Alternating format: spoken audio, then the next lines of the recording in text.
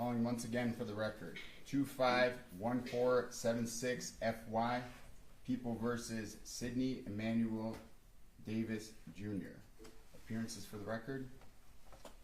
Good afternoon, Your Honor. Elizabeth Avo, appearing on behalf of the people.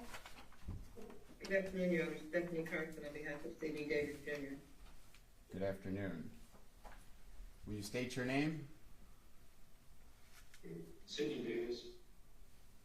Mr. Davis, it is alleged that on or about September 21st, 2025, in the city of Shelby, county of Macomb, that you did deliberately with intent to kill and with premeditation, kill and murder one Fatme Bassam Davis, contrary to MCL 750.316.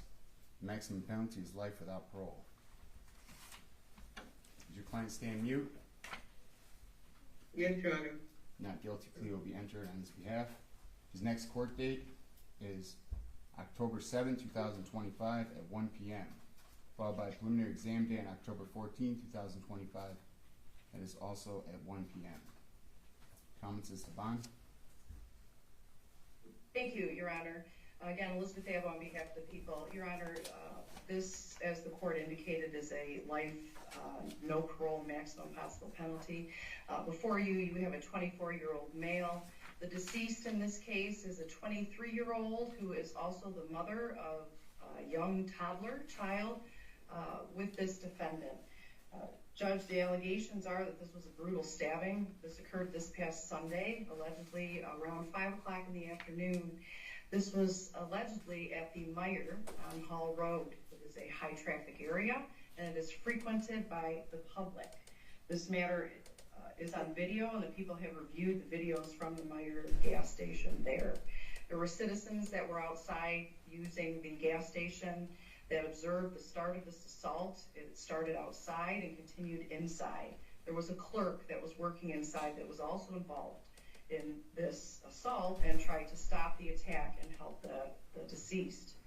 Your Honor, the parties were present at that Meijer gas station allegedly to do a safe custody exchange of this young toddler child. This child was present on scene when this brutal assault occurred. Now, wherein we acknowledge that this defendant does not have prior convictions, Your Honor, I think it is appropriate, and we would respectfully ask this court to deny bond at this time. This is stated previously as a life offense, no parole if convicted. The risk of flight is high due to the penalty and the likelihood of conviction, and the defendant is alleged to have left the scene as well at the time of the offense. I think that there is a high risk to the public, Your Honor, considering the fact that this occurred during the day in a public place with high traffic that is highly frequented by the public, and there were people present there as well, Your Honor. We would ask the court to deny bond based off of those reasons. Counsel?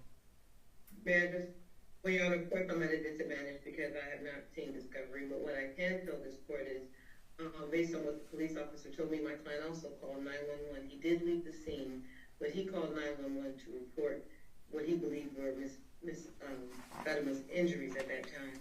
And my client does not have a criminal history. He has strong family support. And what I would ask for is a cash bond along with the GPS tether. He does have family that he can live with safely and make sure he complies with all orders of the court. This is a very tragic incident. We understand that. And we don't expect a low bond, but I think a high bond with a GPS tether would secure his return.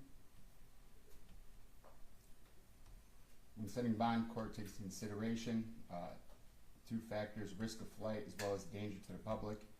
Also taking into consideration the serious nature of the offense. This is the most serious offense.